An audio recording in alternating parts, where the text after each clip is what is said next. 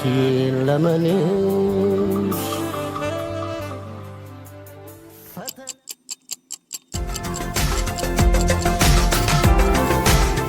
አሁን ከምሽቱ 1 ሰዓት ሆኗል። ትርታ 97.6 FM ከልቦ የቀረበ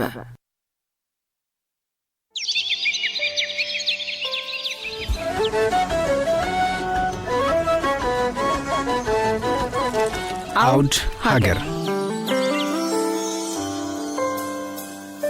ሳምንታዊ የሬዲዮ ፕሮግራም በኢትዮጵያ ባህል፣ ታሪክ፣ ወግ፣ ቅርስ እንዲሁም ማህበራዊ እሴቶቻችንና የተፈጥሮ መስህቦቻችንን በቱሪዝም ጥቅል የሚዳስስ በማዝናናት መረጃን ማስጨበጥ ትኩረቱን ያደረገ ፕሮግራም ነው።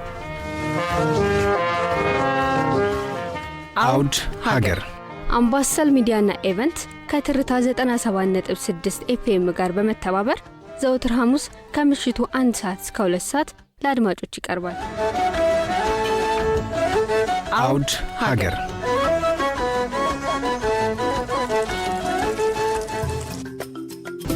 ሰላም ጤና ይስጥልን የተከበራችሁ አድማጮቻችን እንደምን ሰንብታችኋል? ሳምንታችሁ እንዴት አለፈ? አውደ ሀገር ዘወትር ሐሙስ ከምሽቱ 1 ሰዓት እስከ 2 ሰዓት ወደ እናንተ የሚደመጠው የባህል፣ የቱሪዝም፣ የተፈጥሮ፣ የጉዞ የተለያዩ ቅኝቶችን ከሀገራችን ጋር የሚገናኙ ወጎችን፣ ባህሎችን የምናነሳበት ፕሮግራማችን እነሆ ተጀምሯል። ዛሬም እንግዲህ ሰዓታችንን ጠብቀን ዜድ እንኳን ደህና መጣህ። እንኳን ደህና ቆይሽ። እንግዳ ይዘህልን መጥተሃል። ከመጥፋትህ መልስ ማለት ነው። እጅ ከምን ነው የሚባለው? እውነት ነው፣ እጅ ከምን ብለናል። ሳምንት እንግዲህ ጠፋ ነበር። በርግጥ ያው አጋርተህናል የነበርክበትንም ቦታ በቅኝታችን እኔም ለአድማጮቻችን እያሰማኋቸው ነበረ። እንኳን ደህና መጣህ አድማጮቻችን፣ እንኳን በሰላም ቆያችሁ። ሳምንታችሁ ቆንጆ እንደነበረ ተስፋ እናደርጋለን። ዛሬ ደግሞ የፈርድ እንግዳ ይዘንላቸው መጥተናል።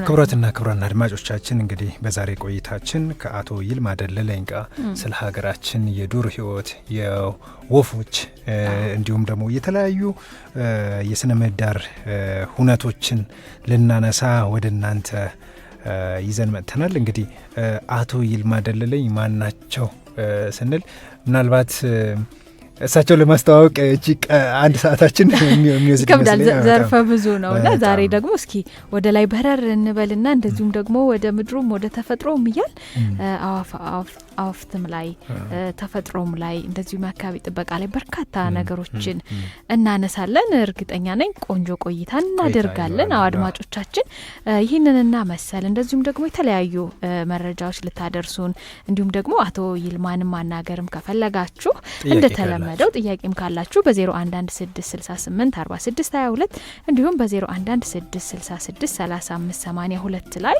ብትደውሉልን በቀጥታ እኛ ከአቶ ይልማ ጋር ያገናኘን እንደዚሁም ደግሞ ዛሬ እኛም ማናቃቸውን የተለያዩ ከነሱ ጋር አብረን ለማድመጥ ዝግጁ ሆነናል።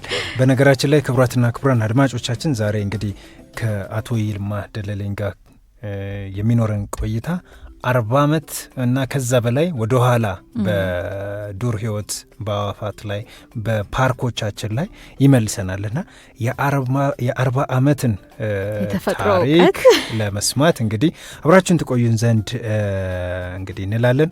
መልካም ቆይታ። ሁሌም ነገርን በሙዚቃ እንጀምር። ስንመለስ አቶ ይልማ ደለለኝን ከአድማጮቻችን ጋር እናስተዋውቃለን። እውነት ነው። መልካም ቆይታ።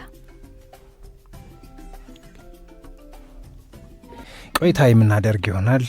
አቶ ይልማ ማን ናቸው? እስኪ ሮዚዬ ትንሽ ገባ በይና ወደ አቶ ይልማ እንሸጋገር። እውነት ነው። እንግዲህ አቶ ይልማ ደለለኝ የኔቸር ኮንሰርን ፋውንዴሽን መስራች ዋና ዳይሬክተር ናቸው።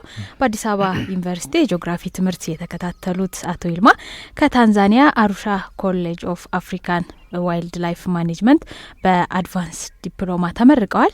እንግዲህ ከእንግሊዝ ኬንት ዩኒቨርሲቲ በኮንዘርቬሽን ባዮሎጂ ብዙ ህይወት አስተዳደር ሁለተኛ ዲግሪያቸውን ሰርተዋል። አሁን ላይ በሰዎችና አዋፍ ኢትኖ ባዮሎጂ መካከል ስፔሻላይዜሽን በማጥናት ላይ ናቸው። ኬንያ በሚገኘው የምስራቅ አፍሪካ ዓለም አቀፍ የተፈጥሮ ሀብት ጥበቃ ቢሮም ሰርተዋል።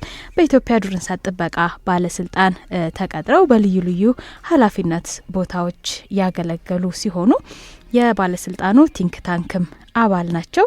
እንግዲህ አቶ ይልማ በዱር እንስሳት ጥበቃ አያያዝ በሆኑ ጉዳዮች ዙሪያ የተለያዩ ስራዎችን አከናውነዋል። ምናልባት እኔ እችን ምታክል መረጃ ከሰጠው ደግሞ ሰፊውንና የህይወታቸውን ተሞክሮ እንደዚሁም ደግሞ ተፈጥሮን አንዳንድ ጊዜ ስናየው ወደነው እንገባበታለን። እኛም ደግሞ ስንጎበኝ እንኳ ያለውን ስሜት እናውቀዋለን።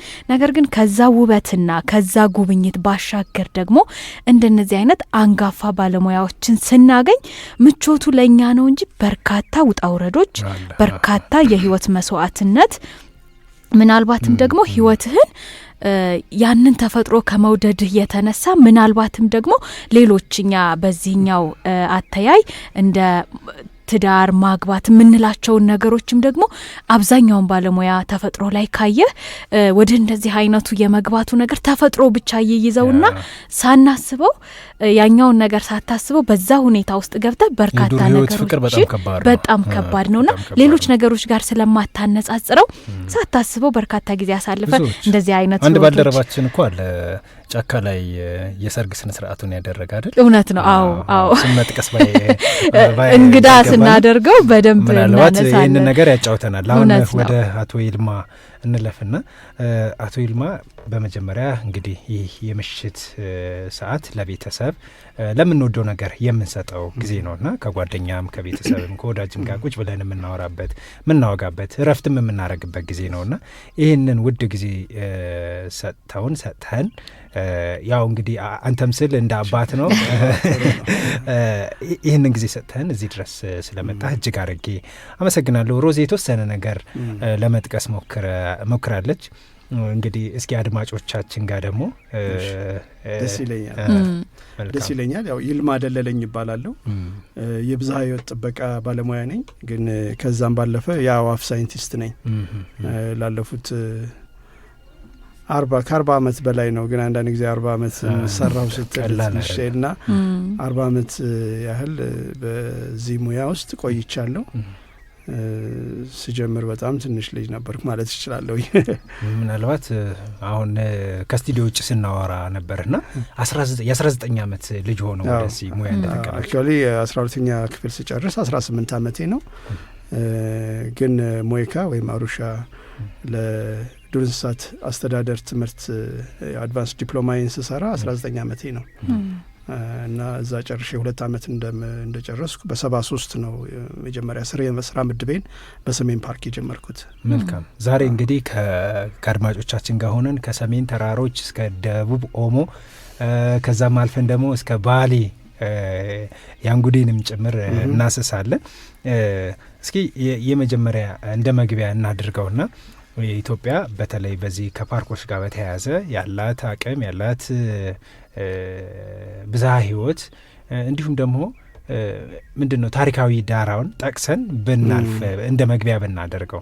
በተለይ አንድ ፕሮግራም ላይ እኔና እርሶ ተገናኝተን አንድ መድረክ ነበርና እጅግ በጣም ማይታሰቡና ማይገመቱ ታሪክ እንዳለንና አሁን ያለንበትም ሁኔታ ያው ዊዝ አፕ ኤንድ ዳውን ከጥሩም ከእንትንም ጋር ያለንበትን እስኪ ከትላንት ዛሬ እንምጣ 40 ዓመትን በትንሽ ደቂቃዎች ዳሰስ እናድርግ። ጥሩ። በጣም እንግዲህ በአጠቃላይ ኢትዮጵያ ውስጥ በምናይበት ወቅት ስናይ በጣም የታደለችና በተፈጥሮ ሀብት ባለጸጋ ነች እና ይህንን ደግሞ የምንለው የተለያየ የመሬት አቀማመጥና የአየር ጸባይ ያለበት አገር ነው። ከሰሜን ከጎንደር ጀምሮ ታች እስከ ሞያሌ ቦረና ሞያሌ ድረስ ያለውን እንደገና ደግሞ ከምዕራብ ጋምቤላ ጀምረን እስከ ሶማሌ ምስራቅ ያለውን ቦታ ስናይ በጣም በቃ ከፍተኛ በጣም ብዙ ከፍታና ዝቅታ ያለበት የአየር ጸባዩም እንደዛው እጅግ በጣም የእጽዋቱ አይነትም እንደዛው የበለጸገ ነው። እንግዲህ ዋናው የዱር እንስሳት እነዚህ ሁሉ ሁኔታዎች ሊመቻቹላቸው ይገባል። የተፈጥሮ አካባቢው ሊመቻች ይገባል እና ኢትዮጵያ ውስጥ ይሄ ስብጥር በመኖሩ የዱር እንስሳቱም እንደዛው በአይነትና በቁጥር እጅግ በጣም በዝተው ነው የሚታዩት። እንግዲህ ፓርኮቻችን በአብዛኛው እነዚህን ቦታዎች ለመወከል አፈጣጠራቸው ወይንም ሲመሰረቱ ይሄንን ኢትዮጵያ ውስጥ የሚታየውን የተለያየ የተፈጥሮ ሀብት ስብጥር እንዲወክሉ የታሰበ ነገር ያለ ይመስላል። ግን በአብዛኛው ምንድን ነው በአሁኑ ሰዓት እንግዲህ ምናልባት የዛሬ 40 ዓመት የነበረውን ሁኔታና አሁን ያለውን ሁኔታ ስናይ በጣም ብዙ ለውጦች እንዳሉ አያለሁኝ። ኢትዮጵያ ውስጥ የመጀመሪያዎቹ ፓርኮች እኛ ምናልባት አሁን ዘመናዊ ጥበቃ የምንለውን ሳንጀምር በፊት ኢትዮጵያ በዚህ አይነት እሳቤ ውስጥ ቅድም ስናወራ ነበር የዛሬ 600 ዓመት መንግስት ያሰበው ጉዳይ እንደነበረ ነው። ምክንያቱም በንጉሥ ዘርዓ ያዕቆብ ጊዜ ዛሬ 600 ምናምን ዓመት ኦልሬዲ የታሰበ የተዘጋጀ እንደውም መናገሻን ሱባን ለምንድን ነው በደን ለመሸፈን የተደረገ እንቅስቃሴ እንደነበረ ነው የሚታየው እና የዛን ጊዜ እንኳን ምናልባት ዘርዓ ያዕቆብ ይሄን ነገር አላሰቡትም ይሆናል እንጂ ጅማሬው ጥንስሱ እዛ እንደነበረ ነው የምናየው። ራሱ አሁን ለምሳሌ በየህብረተሰቡ ራሱ የሚያደርገው እንቅስቃሴ ሁሉ ስናይ አሁን ለምሳሌ የመንዝ ጓሳን የህብረተሰብ አቀፍ የሆነውን ያን ጓሳውን ሳሩን ለመጠበቅ የሚያደርጉት እንቅስቃሴ ሁሉ ከሪሶርስ ዩዝ ወይንም ከሀብት አጠቃቀም ጋር በጣም በቃ አሁን እኛ ዛሬ ለአንድ ፓርክ አስተዳደር ፕላን እንደምናወጣው ህዝቡ ቁጭ ብሎ የተስማማበትን ሲፈጽም እናያለን። እንግዲህ ዘመናዊውን ደግሞ ስናይ እንግዲህ በ1958 በ1952 ውስጥ ነው እንትን ያለው እና ያንን እንግዲህ ስናይ የመጀመሪያው ፓርኮች አዋሽና ሰሜን እንደሆኑ እናያለን። ለነሱ ግን መፈጠርና መሰረት መያዝ በጣም ብዙ ሂደት ኢትዮጵያ እንደሄደች ነው የምናየው። ምክንያቱም ይሄን ነገር ብቻዬን አልወጣውም፣ የሌላውም እገዛና እርዳታ ያስፈልገኛል ብላ በማሰቧ ዩኔስኮ 12ኛው ስብሰባው ላይ የዩኔስኮ ስብሰባ ላይ በንጉሱ ዘመን በጃንሆይ ዘመን የዛን ጊዜ የግብርና ሚኒስትር የነበሩት አካለ ወልድ ነው ስማቸው፣ ሄደው አመልክተው እንደዚህ አይነት ፓርኮች አሉ፣ የዱር እንስሳት አለን፣ ሀብት አለን፣ ግን እንዴት እንደምናለመው ግራ ገብቶናል፣ እስቲ አማክሩን፣ እርዱን ብለው ልክ በአመቱ በጣም ትልቅ ዴሌጌሽን ጁሊያን ሃክስሊ የሚባሉ ሰው ትልቅ ነገር መርተው መጡ፣ ታየ። እንደገናም ደግሞ ከአመት በኋላ ሌላ እንደዚሁ ቲም መጣ፣ ሌዝሊ ብራውን የሚባል ሰው እንትን ካለ ከዛ በኋላ ደንበኛ የዱር እንስሳት ልማት እቅድ ወጣ። የዱር እንስሳት ጥበቃ ድርጅት የሚባለው አሁን ባለስልጣን ነው። ድርጅቱ በቦርድ እንዲቋቋም ተደረገ። 2 ፓርኮቻችን አዋሽና ሰሜን በዛው ከ2 ዓመት በኋላ በፈረንጆች በ1966 ተመሰረቱ እና አካሄዱን በምናይበት ወቅት መንግስት ከመጀመሪያው ያሰበው ነገር ቢኖርም በህብረተሰብ ውስጥ ደግሞ የሰረጸ ጉዳይ ነው። ምክንያቱም ከሀብት አጠቃቀም አካባቢያችንን እንዴት አድርገን በዘላቂነት እንጠቀማለን በሚል እሳቤ የታሰበ ነው እና የፓርኮችም መሰረት አብዛኛው በዓለም ላይ አፍሪካ ውስጥ የሚሆን ሌሎች ክፍለ ዓለማት አሜሪካን ቢሆን አውሮፓ ይሄንኑ መሰረት በማድረግ ነው። እንግዲህ ምናልባት አንዱ ትልቁ ጉዳይ ኢትዮጵያ ውስጥ በ1960ዎች ውስጥ የተመሰረቱት ፓርኮች ከቱሪዝም አንጻር ነው የተመሰረቱት ወይም የቱሪዝም ገቢን ይሄ ሰዎች ምክንያቱም ኢትዮጵያ በተለይ አፍሪካ አንድ ሰው የዱር እንስሳትን አይቶ አድንቆ ወደ ቤቱ የሚመለስበት ሁኔታ የለም። ምክንያቱም ሰውና የዱር እንስሳት አብሮ ነው የሚኖረው እና እኔ እንደውም ገበሬ ምናልባት ኮርማውን ወይንም ያንን ሰንጋ ፈረሱን ነው የሚያደንቀው እንጂ ጫካ ውስጥ ያለ እንትንን አያደንቅም። እና ምናልባትም ይሄ ይሆናል ለዱር እንስሳት ሙያ አንደኛውም ትንሽ እንደው እንዴት ነው አንተ የዱር እንስሳትን የምታደንቀው? ሌላ የሚደነቅ ነገር ጠፍቶ ነው ወይ እስከ መባል የደረስኩበት ሁኔታ አለ። ለዚህ ስራ ራስህንና ጊዜህን የምታጠፋው ተብዬም የተጠየቅኩበት አለ እና አፍሪካዊ ሆኖ ወይ ኢትዮጵያዊ ሆኖ የዱር እንስሳት ጠባቂ ብዙ አይታሰብም። ይሄ የአውሮፓውያን ወይ የቱሪስት ስራ ነው ተብሎ የሚታሰብበት ሁኔታ ነበረ እና ምናልባት እንግዲህ አንዱ ምናልባት እንደው ምናልባት ነው ምለው በኋላም ልንመጣበትና ልንወያይበት እንችላለን። የዱር እንስሳት ሙያ ራሱ እንደ ሙያ እንደ ሀገርም ጉዳይ ያላደገው ለዚህ ይሆን? ምናልባት አመለካከታችን እንደዛ አስባለሁ እና ግን በጣም ብዙ ነገሮችን አሳልፌበታለሁ፣ ተምሬበታለሁም። አልተማርኩም ያልኩበት ጉዳይ የለም። ምክንያቱም በአሉታዊውም በአዎንታዊውም መንገድ ተምሬበታለሁ። ምክንያቱም በሕይወታችን ውስጥ የሚያጋጥሙን ነገሮች ሁሉ በተለይም እንደዚህ ለየት ያለ መስክ ውስጥ በምትገባበት ወቅት ከማትማረው የምትማርበት ጉዳይ ብዙ ይመስለኛል። መልካም አመሰግናለሁ። ከዚሁ ጋር በተያያዘ ምናልባት አንዱ አሁን እርሶም ስላነሱት አላደገም ብለን የምናስብበት ጨርሰ ነው እንድናልፍ ነው እና ብዙ ጊዜ ፓርኮቻችን የምንጠብቅበት መንገድ የተለመደ ነው እና በዚህ ሂደት ውስጥ ምናልባት ከዚሁ ጋር አያይዘን እርሶም የነበሩበት ሰሜን አሊደጌ እንዲሁም ይቅርታ ያንጉዴ እንዲሁም ደቡብ ኦሞ ነው ኦሞና ባሌን ከዚሁ ጋር እንደ ምናልባት እንደ ኬዝ ስተዲ አንስተናቸው ብናልፍ ለማህበረሰብ ግንዛቤ የምንሰጥበት መንገድ እንዲሁም ደግሞ የምንጠብቅበት መንገድ ምንድን ነው? ያህም አንድ ችግር ያለው ይመስለኛል እና ሁሌም የተለመደ ምናልባት ከተማን በፖሊስ የምናስጠብቅበት መንገድ አይነት ነገር ነው እና ያህ ደግሞ አሁን የተነሳው ነገር ነው። ለገጠሩ ማህበረሰብ ወይም ፓርክ አካባቢ ለሚኖረው ማህበረሰብ አንድ ፓርክ ተጠበቀ አልተጠበቀ የዱር አራዊት ተጠበቀ ያን ያክል እንትን አይሰጠውም። ምንድን ነው ትርጉም አይሰጠውም። ምክንያቱም እኔም እንደ ስራ ፈት ተቆጥሬ ያውቃለሁ እና በአንድ አጋጣሚ ወደ አንድ ፓርክ እንጂ ለምን መጣህ ተብዬ ስጠየቅ ዞን ለማየት እና በቃ የፌዝ አይነት እንትን አይነት ነገር ነው እና ስራ ፈት አይነት ነገር ነው። ይህ ምናልባት እዛው አካባቢ ያለው ሆስት ኮሚኒቲ ላይ ማህበረሰብ ላይ ባለመሰራቱም ይመስለኛል።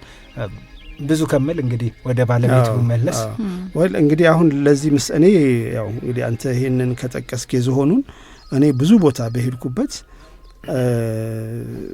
ስራ የፈታህ አይነት እስከሚያስመስል ድረስ ሰው ሲናገርህ ትሰማለህ እና ሰያውን ለምሳሌ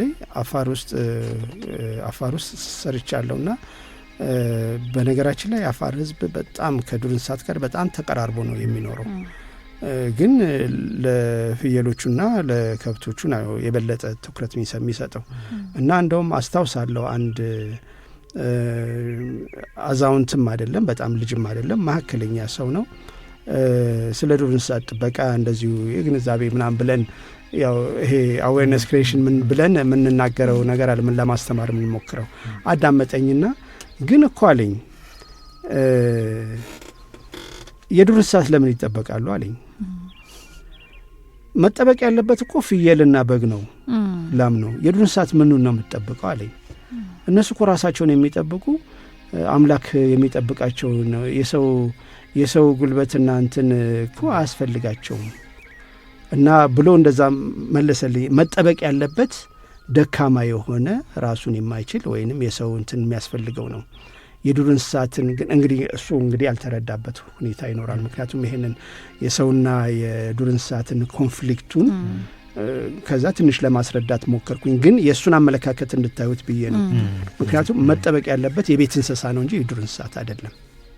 ራሳቸውን መከላከል ይችላሉ አይነት ነገር እና ራሳቸውን ይችላሉ።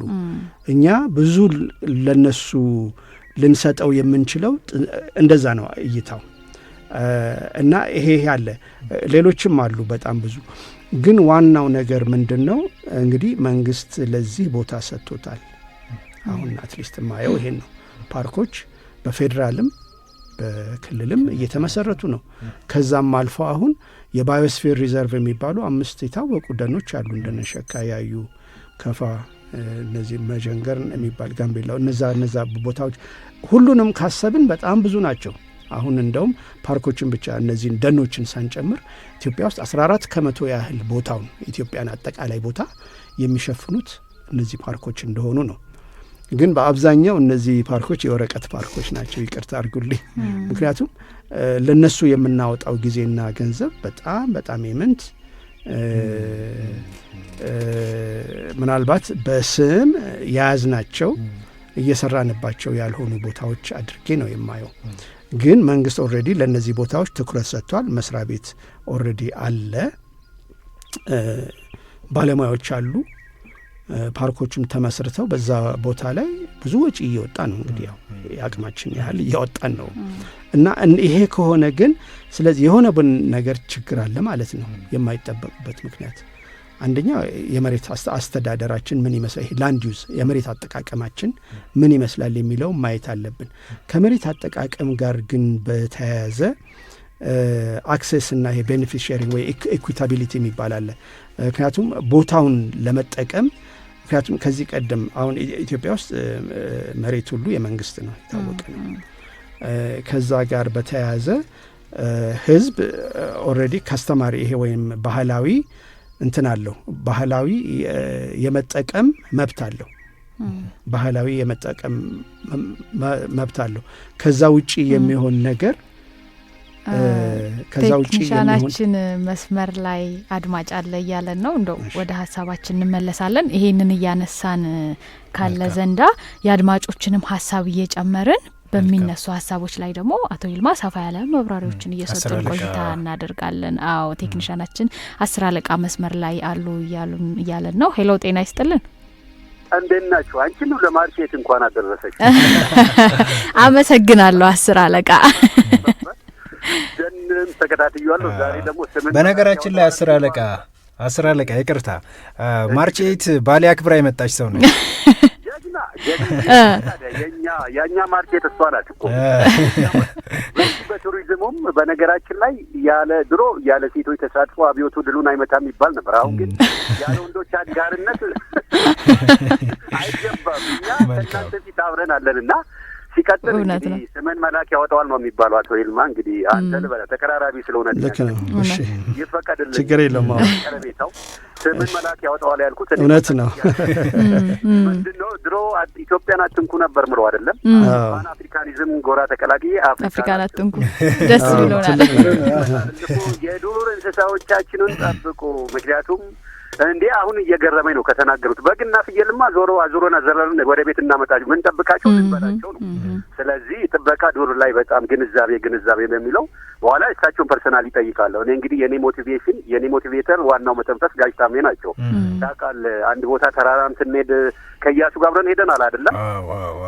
ስንሰማ ደግሞ 3 መንግስት አስታውሳለሁ። ከዘራ ያዕቆብ ሲመጣ ሲናገሩ እንደገና ሲመጣ ደግሞ ባህር ዛፍን ሚኒሊክ አመጡ አይደለም።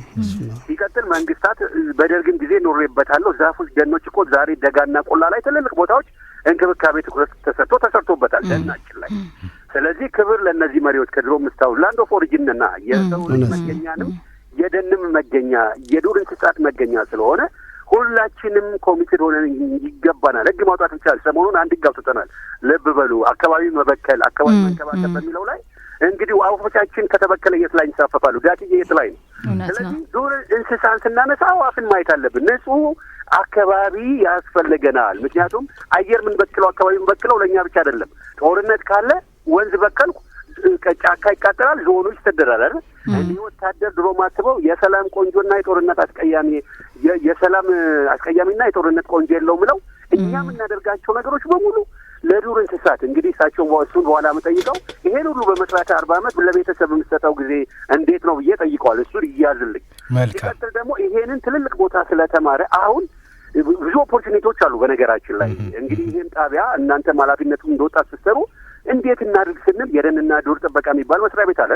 ዩኒቨርሲቲዎቻችን ጎግል አድርገህ እኮ አሁን ቴክኖሎጂ ሁሉን ነገር ታያለህ። ይሄን ኦፖርቹኒቲ እንዴት እንድንጠቀም ፌስቡክ ላይ የሚጻፈው ኢትዮጵያን እንደመጠበቅ ዱር ሀውሳችን ለመንከባከብ ለዚህ እንድንጠቀምበት ዩናይት የሆነ ቀደም ፓን አፍሪካኒዝም ያልኩት ወደጅ አይደለም።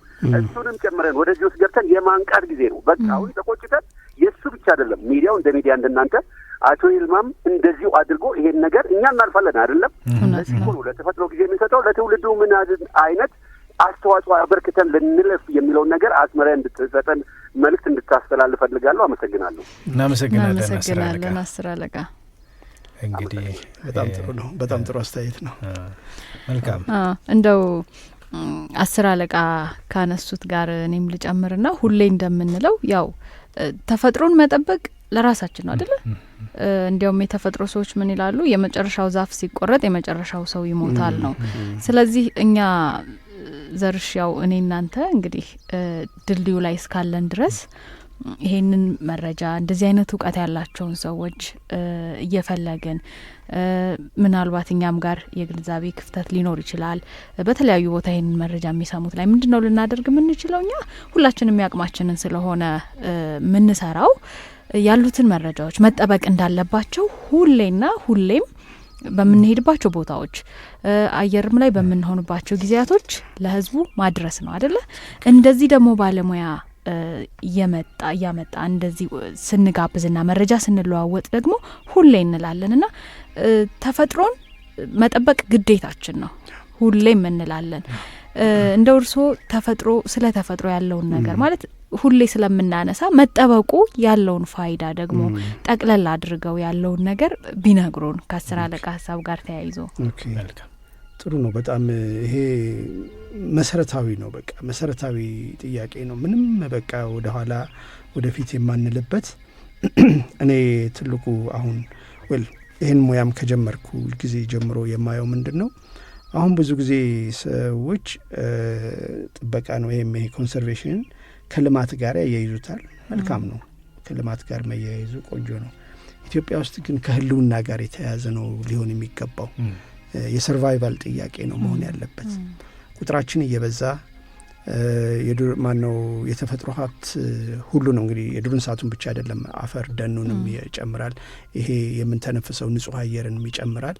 ያ እስከሌለ ህይወት ሊኖር አይችልም፣ ትውልድም ሊቀጥል አይችልም። ስለዚህ መጀመሪያ መሰረታዊ ጥያቄ ዝንጀሮ መጀመሪያ መቀመጫ ያለችው። ስለዚህ ኢቭን አሁን ለምሳሌ ብዙ ጊዜ እኔ አዋፍን በወድም የምናገረውን ንግግር ከአዋፍ አልጀምርም። ምንድነው የተጠበቀ ዘላቂነትን የሚሰጥ አካባቢ ለመፍጠር መሞከር እንዳለብን ነው የምናገረው። እና አሁን ለምሳሌ አፈሩ ከሌለ ደን አይኖርም፣ ደኑም ከሌለ ሌሎች የዱር እንስሳቶች አይኖሩም። እና ይሄንን ግንዛቤ በማየት ብዝሃ ሕይወት ይሄ ትስስር የሚባል ነገር አለ። ሁሉ ነገር የተሳሰረ ነው። አንዱ በአንዱ ላይ የተደጋገፈና የተሳሰረ ነው። ያው ኢኮሎጂን ወይም ይሄ አንዱ በአንዱ ላይ የተመሰረተ፣ ምክንያቱም አንዱ ከሌለ ሌላው አይኖርም። ሰዎች ግን አሁን ምንድን ነው ትልቁ አመለካከታቸው፣ ራሳቸውን ከተፈጥሮ ለይተዋል። እኛ ማስተር እኛንን ወይም አለቆች እኛንን እንደምንፈልገው ልንቀይረው፣ እናንተ ግን አሁን እያየነው ነው። ግልጽ ነው፣ እያየነው ነው።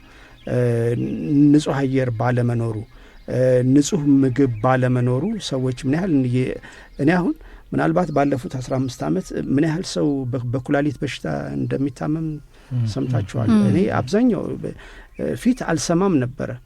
ግን ይሄ አብዛኛው የምረዳው ምንድን ነው፣ አትክልት ላይ በተለይም ከእንትን የሚመጡ ከስምጥ ሸለቆ የሚመጡ አትክልቶች አሉ። ለምሳሌ ቲማቲም፣ ቃሪያ ምናምን፣ እነሱ ላይ የሚነፋ ብዙ መድኃኒት አለ፣ ፔስቲሳይድ አለ፣ ኬሚካል። እሱን እየበላን ነው። እና ምንድን ነው ያ ነገር ዞሮ እኛው ራሳችን ነን የምንበላው የምንተነፍሰው አየር እና ሰው ሮቦት ከሆነ ምንም ችግር የለም። ሰው ግን ሮቦታ ኦርጋኒክ ነን። በተፈጥሮ የሚያድግ የሚጠነክር የሚጎለብት ወይም ከልጅነት እስከ እውቀት እስከ ሞት የምናልፍ ሰዎች ነን እና በዚህ በምናልፍበት እድሜ ውስጥ ንጹህ የሆነ ነገር ያስፈልገናል፣ ግዴታ ነው። ያን ንጹህ ነገር ደግሞ የምናገኘው ከተፈጥሮ ነው። ብንገዛውም ብንሸምተውም ወይንም ራሳችንም አዘጋጅተን ወይ አርሰነው ቢሆን። ስለዚህ የመጀመሪያው ጥያቄ ንጹህ አካባቢን እና ዘላቂነት ሊሰጥ የሚችል አካባቢ እንፍጠር ነው አባባሌ። እና ይህንን እንደ መሰረታዊ የሁሉን ሰው ዛሬ እኔ ምናልባት የጥበቃ የአዋፍ ጥበቃ ወይም የዱር እንስሳት ጥበቃ ባለሙያ ነኝ ብዬ ብቀርብ እናንተ ደግሞ ጋዜጠኞች ናችሁ ወይም ጆርናሊስቶች ናችሁ። ለእናንተም እንደዛው ነው። የምንመሳሰልበት ብዙ ጉዳይ አለ። አንዱ አርኪቴክት ወይ ኢንጂነር ቢሆን አንደኛው ኢኮኖሚስት ወይ የህግ ባለሙያ ቢሆን ሁላችንም አሁን ቅድም 10 አለቃ እንዳሉ ኢትዮጵያዊ አሁን ግን አፍሪካ ነው የሚያስተሳስረን ብዙ ነገር አለ። ከምንለያይባቸው የምንመሳሰልባቸው ብዙ ጉዳዮች አሉ። ዝሆንና አንበሳን ምን ያመሳስለዋል ብትሉኝ የሚኖርበት አካባቢ ነው። በቃ አንዱን ቦታ ነው ሼር እያደረገ ያለው። ያችን ቦታ ነው ሼር የተለያየ ሁኔታ ውስጥ ሊሆን አንዱ ሳር ሊሆን ይችላል፣ አንደኛው ስጋ ነው የሚበላው። ግን ያ አካባቢ መኖር ለሁለቱም ህልውና ያገዛል ወይም ይረዳል። ስለዚህ በመጀመሪያ ለኢትዮጵያ ትልቁ ጥያቄ ኮንሰርቬሽን ፎር ሰርቫይቫል የሚለው ወይም ጥበቃ ለህልውና አካባቢ ጥበቃ ለህልውና የሚለው ሊቀድም ይገባል የሚል እምነት አለኝ። ከዛ በኋላ ነው ይሄ አሁን የምናነሳው ፕሮቴክተር ጥበቃ ቦታ ምናምን ከዛ በኋላ የሚመጣ አስረለቃ አንድ ጥያቄ አንስተው ነበርና እንደው ለቤተሰቦች ምናልባት በዚህ ሂደት ውስጥ ቀደም ብለንም አንድ ወዳጃችን አንስተናል ለቤተሰቦች የሚሰጡት ጊዜ ምክንያቱም ከስቱዲዮ በፊት ወደ 4 ፓርክ ላይ ለረጅም ዓመታት ሰርተዋልና እሱን ጠቀስ አድርገን ወደ ወፎቻችን እንመለሳለን። በነገራችን ላይ እኔ ባለቤቴን አዲስ አበባ አስቀምጬ አይደለም የምዞረው፣ ይዤት ነው የምዞረው። የኔ ባለቤት ብቻ ነው እስከ ኦሞ ድረስ የሄደችው። እስከ ዛሬ አይቻላል። እንግዲህ ካለ ሌላ ባለሙያ ይናገር። ግን እና የዛ አይነት ህይወት ነው እና ግን ምን ያህል እንደተጎዳሁ እኔ ነኝ የማውቀው። በልጅነቴ ወይ ትንሽ ሆኜ ለወልድ አልቻልኩኝም። ግን ያም ቢሆን እግዚአብሔር ይመስገን አሁን 6 ልጆች አሉ። ስለዚህ በጣም ስኬታማ ነው። ዋናው ጉዳይ ምንድነው?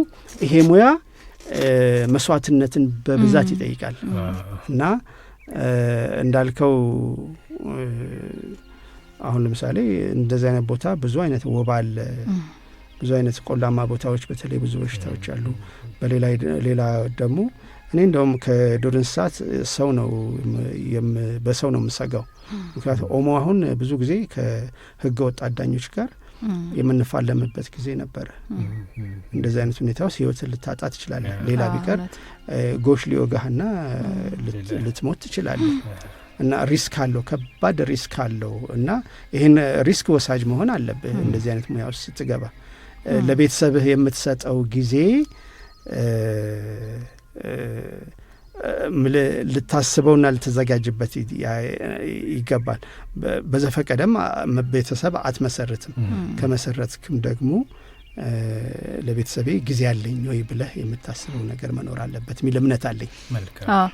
እውነት ነው አቶ ይልማ ያነሱት። ምናልባት ኦሞም ላይ ብቻ ሳይሆን የተለያዩ ፓርኮቻችን ላይ ከህገ ወጥ አዳኞች ጋር ፊት ለፊት ትጋፈጣለና አንዴ እንደዚህ የኦሞ ብሔራዊ ፓርክ ኃላፊ ጋር የመነጋገር የማውራት እድሉን አግኝቼ ምንድነው ያው እዛ አካባቢ ሌላም ቦታ አካባቢ ህገ ወጥ አዳኞች አሉ። ፊት ለፊት ቀጥታ ከተገናኘ በቃ ሁሉም ራሱን ለማዳን ስለሆነ እነሱም ይተኩሳሉና ከነሱ በላይ አለ አንበሳ ጋር ፊት ለፊት ተገናኝቼ አውቃለሁኝ አለ። ኦሞ መግቢያዋ ላይ ወንዝ አለች። እሷ ጋር ታጥቤ ስመለስ አንበሳው ቤቱ መግቢያ ላይ በግራ በኩል ቆሟል። በቃ ምንም አላልኩም፣ ደንግጬ ነው የቆምኩት አለ። ግን የሚገርመው ምንም አልተተናኮለኝም፣ አልፌ ገባሁኝ አለ ቤት። አስበዋል? ያ ማለት እንግዲህ እንደምንጠብቃቸው ያስባሉ አይነት ነገር ነው እሱ አገላለጽ። እኔ ጎሽ አጋጥሞኛል ሙይ ላይ ሽንት ቤት ሽንት ቤት ደርሼ ስል በጣም ግዙፍ ነው፣ ኮርማ ነው። ከህርዱ ወይም ከዋናው እንትን ተለይቶ እንደዛ ሲሆኑ ብዙ ጊዜ የቆሰሉ ናቸው፣ አደገኞች ናቸው በጣም። እና በቃ እየተንቀጠቀጥኩ ነው እኔ በቃ ካሁን ላይ ወጣብኝ ብዬ ነበርና እንደዚህ አይነት አደጋዎች ብዙ አሉ ልልህ ነው። በጣም ብዙ አደጋዎች አሉ። እውነት ነው። ሪስክ አለው በጣም በጣም አሁንና ያው የልብን ያሉ ይመስለኛል እንስሳቶችና አዎ እንደው ቆንጆ ቆይታ አደረግን። እንግዲህ ይህንን ያክል ካነሳን ደግሞ ወደ ወፍ ሙያ እንዴት ገቡ፣ ወፍ ላይ የሚሰሩ ስራዎች፣ ስለ ወፍ ምን እናውቃለን የሚሉትን ደግሞ አንድ በአንድ ሙዚቃ ፋታ እንውሰድና ተመልሰን ስንመጣ ደግሞ ስለ ወፎች አንዳንድ ነገር እናነሳለን። አድማጮችም ደግሞ እንደምንለው ሀሳብ ካላችሁ እንደዚሁ በስቱዲዮ ስልካችን በ011668 4622 ወይንም ደግሞ በ011666 3582 ላይ በቀጥታ ብትደውሉልን ታገኙናላችሁ። ትርታ ኤፍኤም 97.6 አውደ ሀገር ቀጥታ የራዲዮ ፕሮግራማችን እየተደመጠ ይገኛል። አብራችሁን ቆዩ። መልካም እያደመጣችሁ የምትገኙት ከትርታ ኤፍኤም 97.6 በቀጥታ ወደ እናንተ የሚተላለፍላችሁን የአውደ ሀገር የጉዞ፣ የቱሪዝም፣ የተፈጥሮ ሀብት፣ የባህል ዳሰሳ የምናደርግበትን ፕሮግራማችንን ነው። ዛሬ እንግዲህ ዘርፈ ብዙ ባለሙያ የሆኑት ተፈጥሮ ላይ በተለይ ከአቶ ይልማ ጋር ቆይታ እያደረግን ነው። አሁን ደግሞ እስኪ ወደ ወፍ ህይወት ወይንም ደግሞ ዘርፉን ለየት አድርገው ወደ ወፍ የገቡበትን ህይወት እናነሳለን። ነገር ግን ከዛ በፊት ይሄ የተፈጥሮ ህይወት ወይንም ደግሞ የተፈጥሮ ጥበቃ ላይ ስንሰራ በርካታ ገጠመኞች ምናልባት ሲያልፉ ሊያዝናኑንም ሊያስተምሩንም ሊያስቁንም ይችላሉ እንጂ በጊዜው ግን ህይወትን ሊያሳጡ የሚችሉ የተለያዩ ገጠመኞች የሚያጋጥሙን የህይወት ሂደት ነው እና እንደው ያሉትን አንድ ገጠመኝ በእርግጥ ብዙ ናቸው የሚሆኑት፣ ነገር ግን ለዛሬ አንዱን እናንሳና ደግሞ ወደ ወፍ ህይወታችን እንሸጋገር። ኦኬ አዎ እንዳልሽው ብዙ አጋጣሚዎች አሉ። የሚያስገርሙ የሚያሳዝኑም ይኖራሉ፣ የሚያስቁም አሉ። ምናልባት የሚያስቀው አንድ ጊዜ ባሌ እየሰራሁ እያለሁኝ የዞን አስተዳዳሪ ናቸው መሰለኝ አሻግሬ የሚባሉ ሰው ናቸው እና እዛ አካባቢ እንትኖች አሉ። ያው ባሌ ፓርክ ውስጥ ብዙ የመንግስት እርሻዎች አሉ፣ ሲናና እዛም ደግሞ እንትን አካባቢ ምንድነው ወደ አጋርፋም አካባቢ ያሉ በጣም የታወቁ እና ከርከሮች በጣም ያስቸግሯቸዋል እና ቢሮአቸው ጠሩኝና ሰውየው ይልማ እባክህ እነዚህን ከርከሮች ወደ ፓርክ መልሳል፣ ሰዎች እያስቸገሩ ነው፣ ንዳና ወደዛ ውሰዳሉ። እንደ ቤት እንስሳት ማለት ነው። እና አረጋሻቸው አሻግሬ አይቻልም፣ እንደሱ እኮ አይደለም፣ እንደሱ አይሰራም አልኳቸው። እና በቃ እና ይሄ ሁል ጊዜ ይገርመኛል የምን ግንዛቤያችን እና በቃ ልክ እንደ ቤት እንደ ፍየል ወይ እንደ በግ። ስለዚህ እነዚህ ከርከሮች የፓርኩ ናቸው፣ ወደ ፓርኩ አስገባ። ደግሞ እሳቸው ለሳቸው መሆኑ ስላቶ ይልማ መሆኑ ብናስገባ ምን ችግር እንደሚፈጠር አላወቁም። ምክንያቱም እያንዳንዱ የዱር እንስሳ የራሱ ቴሪቶሪያል ቦታ አለው። እነዚህን ራሱ እዛ ብትወስድ ይሞታሉ ወይም ይገደላሉ ወይ ቦታ አያገኙም። ኦልሬዲ የተያዘ ነው እና አንደኛው ትልቁ ፕሮብሌም በነገራችን ላይ ይሄ ነው። ሪኢንትሮዳክሽን የሚባል እንትን አለ። የዱር እንስሳትን ከአንድ ቦታ ወደ አንድ ቦታ የምንወስድበት አብዛኛው ጊዜ ጥናት ሳይደረግ ዝም ብለህ ሪኢንትሮዲውስ አታደርግም። ሪኢንትሮዲውስ ካደረግክ ግን እነዚህን ሁሉ ነገሮች ማመቻቸት አለበት። በነገራችን ላይ ከርከሮ በጣም አስቸጋሪ እንስሳ ምልህ ለጊዜው ያስቸግራል። ግን እኔ ምልህ አሁን እንደ ውልፉ እንደዛች እንደ ቀይ ቀበሮ ቢሆን እንደምንም ብዬ ወይ እንትን ላለሁ። ምክንያቱም ብዙ ከርከሮ ግን እኔ በጣም ብዙ ስለነበረና ብዙ ስለሚያስቸግር እሱን ግን እንትኑ ሀሳቡ ራሱ የተረዱበት ሀሳብ ምንም በቃ እኔ ያልጠበቅኩት ከርከሮ ንብረትነቱ የፓርኩ ብቻ ነው። ውሰድ። አዎ እኛ እዚህ አታስቸግሩም። ብዙ እህልና እንትን እያበላሸ ነው። ቦታው ደግሞ የእርሻው ቦታውን ቆፋፍሮ ምናምን አለ። ሌላው ጃርት ነው። ቤቱን ይሰራል። አዎ እዛው ቤቱን ይሰራል። እና ይሄ ነው እንደዚህ አይነት ሁኔታዎች አሉ እና ብዙ አይነት ሁኔታ አሁን ሌላው አንድ በጣም ሁሉ ጊዜ የሚገርመኝ ምንድን ነው ይሄ ግን ደግሞ የኢትዮጵያ የተፈጥሮ ታሪክ ማህበር ውስጥ እየሰራሁ እያለ ቦዮ የሚባል ቦታ አለ፣ ከምባታ ውስጥ ነው። እዛ ሄጄ 1-2 ዓመት የወፍ ቆጠራ አካሂደን ነበረ። ቦታዎችን አሴስ እያደረግን እና እኛ በሌሊት ነው የምንወጣው።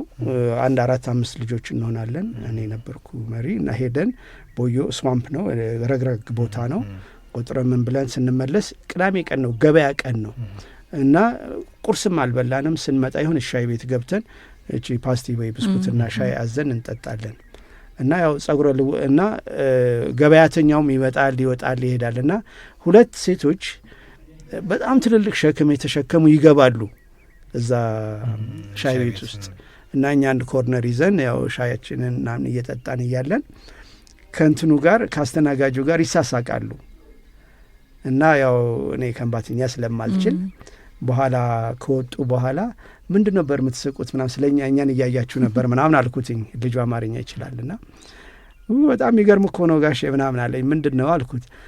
አይ ጸጉረ ልውጦች መሆናችሁን አይተው ምንድን ናቸው ብለው ጠየቁ። አይ እዚህ እንትን ታች ግረግረጉ ጋር ስራ ይሰራ። ምን አይነት ስራ? ወፍ ይቆጥራሉ። በቃ ሴቶቹ ተደነቁ አለኝ። ወፍ መቁጠር ወፍ ቆጠራ እንዴ አሉ። በቃ እኛ ድሮ አባቶቻችን ታች ከፋ ገሙ ጎፋ ድረስ ጎሽና አንበሳ ዝሆን ሊገድሉ ይመጣሉ። የዛሬ ወጣት ደግሞ ስራቶ ወፍ ቆጠራ መንግስትም ስራቷል አሉ። ለነዚህ አሁን ደሞዝ ይከፈላል። አሁን እንዴ የያዙትን መኪና አላያችሁም እንዴ ምናምን ይላቸዋል ልጁ። ያው ግን ያው አጋነው ነው ደሞዝም ይከፈላል ደሞዝ ያገኛሉ ግን ምናምን። አዎ በቃ መንግስት በጣም ስራ ነው ያጣው። ወፍ ለመቁጠር ደሞዝ የሚከፍል ከሆነ የሆነ ነገር ተርፎታል ወይንም ስራ አጥቷል ማለት ነው አሉ። ይሄ በነገራችን ላይ ለነገሩ ያስቅ ይሆናል እንጂ በጣም ውስጠ ወይራ ነው። ሰዎች ለዱር እንስሳት ያላቸውን አመለካከት ያሳያል። እኛም ባለፈው እንደውም አንድ ወፍ እዚህ ቤንሻንጉል የተገኘ ጂፒኤስ የታሰረበት እሱን በሚመለከት እሱ እዛ ላይ መልስ ሰጥቻለሁኝና አንዱ ፕሮብሌም ያለው እኛው ጋር ይመስለኛል፣ ባለሙያዎች ጋር የማስረዳት የመናገር የማስተማር ወይንም ግንዛቤ የመፍጠር እንትን አለና ግን ያው ኢትዮጵያ በጣም ሰፊ ነች እና በጣም ብዙ ሰውና ሰራተኛ ያስፈልጋል እና ግን የህብረተሰባችንን ማመለካከት ለአካባቢው ለዱር እንስሳቱ ምን ያህል እንደሆነም ያስረዳሃል። እንደዚህ አይነት ሙያ ደግሞ ክቡር ብለህ አንተ ስትይዘው ሰው ሲያከብርልህ ደስ ይልሃል። ባከብረውም ደግሞ አትሊስት ለምንድን ነው ይሄን የሚያደርጉት ብሎ ቢጠይቅ ቆንጆ ነው። እኔ ነገሩ ሁል ጊዜ ስለሚገርመኝ የተለየ መዝገብ ነው የሰጠሁት። ግን የተለየ መዝገብ የሰጠሁት አሉታዊ በሆነ መንገድ ሳይሆን የሰዎችን ግንዛቤ መቀየር አለብን። እኔ እንደውም አንዱ ትልቁ እኔ ሰሜን ፓርክ ስመደብ ትልቁ ጉዳይ ለምን የዱር እንስሳት ሙያ ውስጥ እንደገባ አዋፍን እንደወደድኩ አታውቁም። ትልቁ ሰው ስለምፈራና ስለምጠላ ነበር። ቅድም ትንሽ ነገር ይሄ በጣም የስታመር ወይም የመንተባተብ ፕሮብሌም ነበረኝ ልጅ ሆኜ እና ያን ራሴን ለመግለጽ የምችልበት ሁኔታ ስላልነበረ ብዙ ጊዜ የዱር እንስሳትና አዋፍ ላይ ግን ይቀበሉሃል። አንተ አወክ አላወክ፣ ተመራመርክ አልተመራመርክ፣ ሴት ሆንክ ወንድ ልጅ ሆንክ ምናምን ይቀበሉሃል። አንተ እስካደነካቸው እስካያቸው ድረስ ያን ነው የሚፈልጉት። እና ትልቁ ለእኔ ምናልባት እንደ ፓራዶክስ የምለው ወይንም ያልጠበቅኩት ነገር የሆነው ምንድን ነው፣ ሰሜን ስሄድ ግን 99 ከመቶ ከሰው ጋር ነበረ። 1% ብቻ ነች ከዱር እንስሳት ጋር የማሳልፈው። ያውም ዋሊያ ቆጠራ በሚወጣበት ሰዓት ወይንም ራሴን ከሰው ለይቼ የሜዳ መነጽር ይዤ አዋፍ ለማየት በሚሄድባቸው ነች 1%። አብዛኛው ጊዜ ግን ከስካውት ጋር ነው ስጨቃጨቅ ምውለው፣ ከአስተዳደር ጋር ነው ስጨቃጨቅ ምውለው፣ ከአካባቢ ህዝብ ጋር ነው ከገበሬ ጋር አንዳንዴ እንካ ሰላንቲያ ድረስ እና ተስፋ